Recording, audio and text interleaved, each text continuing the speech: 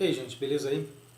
Essa semana a gente viu a prisão dos envolvidos no mensalão, de alguns dos envolvidos no mensalão, e aliás é sobre isso que eu vou falar nesse vídeo hoje, porque é o seguinte: Roberto Jefferson denunciou esse esquema do mensalão quando ele já estava em progresso, quando ele já estava acontecendo há muito tempo, né? E o mensalão basicamente funcionava da seguinte maneira: o governo pagava deputados e senadores uma mensalidade para eles passarem os projetos no Congresso Nacional e no Senado e por aí vai. Entretanto, no final do processo e quando está todo mundo dando por resolvido, por finalizado a questão da condenação e da execução da pena para esses 11 ou 12 condenados do mensalão, nós temos que levar em mente e levar em consideração que é preciso uma maioria do Congresso Nacional e do Senado para fazerem os projetos passarem. Tá? A coisa do mensalão ficou restrita aos partidários do PT e ao Roberto Jefferson no final das contas. Né? Pegaram o pessoal do PT, pegou o pessoal do Banco do Brasil, o camarada lá do Banco do Brasil que fugiu, pegou mais não sei quem, deram uma pena alternativa para o Roberto Jefferson, mas ninguém falou sobre os deputados que receberam e votaram em projetos no Congresso Nacional nesse sentido. Nesse caso, eu acho que deveria ter sido investigado e corrido atrás desses congressistas que receberam esse dinheiro e condená-los também com tudo isso, né? E condená-los junto do pacote aqui da condenação desses outros deputados. Eu calculo que não seja conveniente para nenhuma das partes, nem do judiciário, por conta da quantidade de pessoas que vão estar envolvidas nessa quadrilha, e nem para o executivo e nem para o próprio legislativo caçar essas pessoas, porque essas pessoas normalmente têm informações demais que podem ser trocadas ao longo do processo judicial, nesse sentido, de processo judicial criminal, e essas informações podem ser trocadas à torta e à direito e denúncias de A para B para C, e não vai acabar sobrando ninguém para julgar, para fechar a porta da cadeia, como meu pai costumava dizer. Né? Então, vamos ter em mente a seguinte questão: o mensalão do Executivo foi realmente terminado. Tá? Mas o mensalão do Legislativo, ele nem começou. Os deputados que receberam esse mensalão e que fazem parte dessa quadrilha não chegaram nem a ser julgados ou expostos. Né? Diga-se de passagem que esses deputados são todos ou da oposição ou de partidos fora do PT, né? Porque os integrantes do PT votavam de acordo com o que as diretrizes do partido determinam, né? E os outros que recebiam esse mensalão, que recebiam essa mensalidade, votavam porque foram comprados na prateleira, como sempre foi o Congresso Nacional. Né? O Congresso Nacional não passa de um monte de deputados e senadores expostos na prateleira para serem comprados para quem tiver o dinheiro e quem tiver a influência necessária para isso. O mensalão não acabou. Tá? O mensalão, depois de não sei quantos milhões de reais de custo na justiça, não sei quantos milhões de horas de trabalho para se chegar aonde se chegou hoje, né? Até a gente ver o segundo dia de condenação, de execução da pena pelos condenados, né? Mas na questão do mensalão dentro do Legislativo, que era o foco, que era onde estavam os corrompidos, né? que eram as pessoas que recebiam esse dinheiro, né, através dos esquemas, elas não foram julgadas, essas pessoas não foram nem expostas. Né?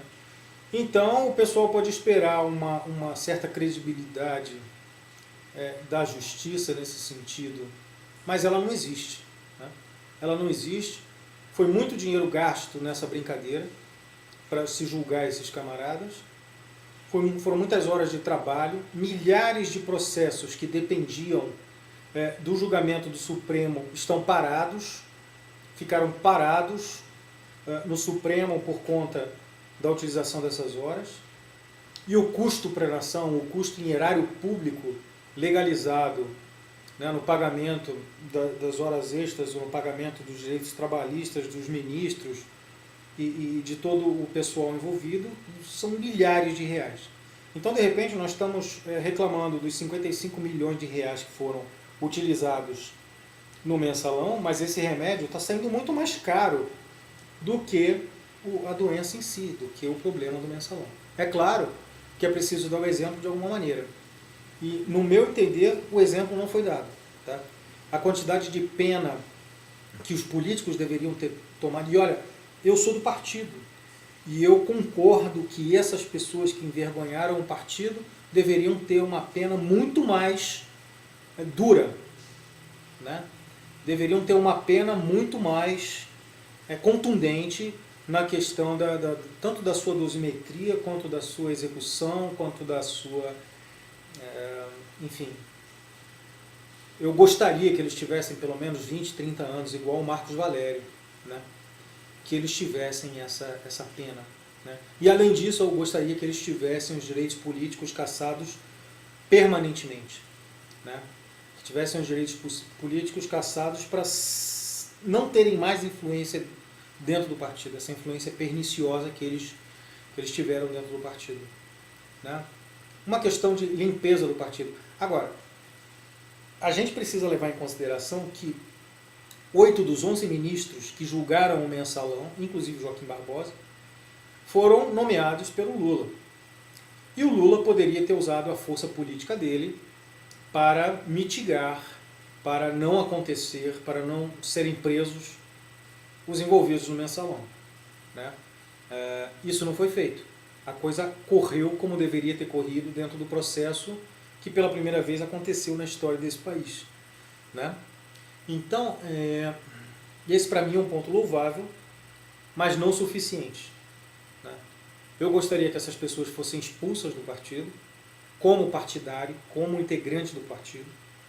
Eu gostaria que essas pessoas tivessem uma pena muito maior do que já têm, porque eu não quero que daqui, quando chegue na metade da pena, os camaradas venham a regime semiaberto ou a regime aberto e venham dizer: eu cumpri a minha pena com a sociedade, não devo mais nada a ninguém, e eles ficam usufruindo do dinheiro que eles têm ao longo desse tempo todo. Né?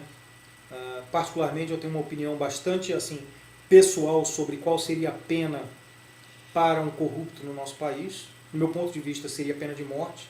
Igual faz na China, dá um tiro na cabeça e cobra a bala da família. Né? Mas a gente não vai chegar tanto, principalmente para aquelas pessoas que fazem as leis sobre isso. Né? Eles são os corruptores, eles são os corruptos e são eles que fazem as leis sobre isso. É por isso que eu tenho a plena convicção de que apenas manifestações nas ruas não vai causar mudanças estruturais no nosso país. Né? Mas essa é uma convicção, esse é um assunto para outro vídeo. Né? Eu, como do partido, me sinto ligeiramente aliviado, mas eu entendo também que a credibilidade é usada como moeda de troca entre a corrupção e a credibilidade. Né? Quanto mais credibilidade o Congresso tem, menos a imprensa está em cima para enxergar a corrupção que acontece lá dentro. Né? E isso é usado como moeda de troca. As pessoas têm um sentimento de que não existe corrupção lá dentro, que esse é o sentimento natural das pessoas, ou que tem uma corrupção absoluta lá dentro. Né? As pessoas são sempre preto no branco. Mas eu me sinto um pouco aliviado nesse sentido, e por outro lado eu ainda me sinto muito angustiado na questão da imagem do partido. Né? A direita está se reunindo. É claro que são patéticos esses camaradas da direita, mas de qualquer jeito eles estão se reunindo e estão vendo qual é a hora deles voltarem ao poder para continuarem as mesmas práticas legadas à esquerda e agora legadas novamente à direita, que não vai ter alteração nenhuma no modus operandi. Né? Bem, as minhas impressões sobre o mensalão são essas, eu agradeço. Só isso.